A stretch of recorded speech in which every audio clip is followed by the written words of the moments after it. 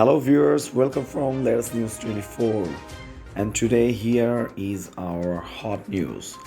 Taliban claims complete capture of Afghanistan's Panjshir. Taliban says it's in control of final region outside its rule, but opposition forces say the fight will continue. The Taliban has taken complete control of Panjshir province, the last area in Afghanistan held by resistance forces, the group's spokesman said, as it cemented its control of the country 3 weeks after taking over Kabul. With its victory, our country is completely taken out of the quagmire of war, Chief Spokesman Jabiullah Mujahid said on Monday.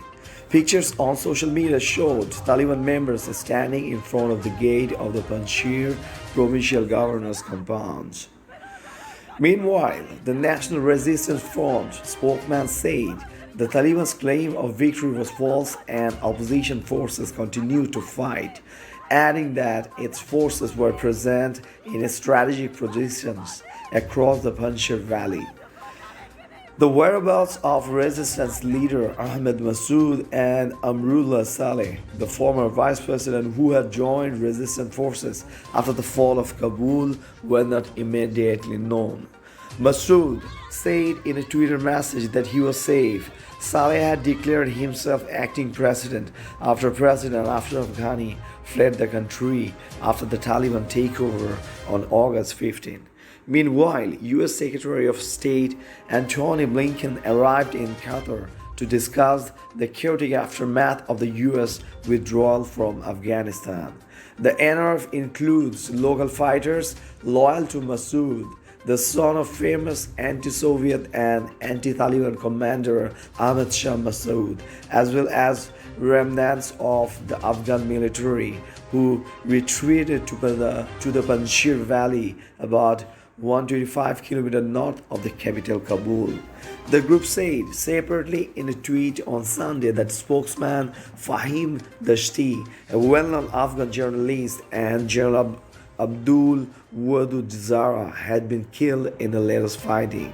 Mujahid, the Taliban spokesman, in a press conference on Monday, said resistance forces gave negative answers when the Taliban tried to negotiate, adding that no civilian casualties were reported in the takeover of Panjshir.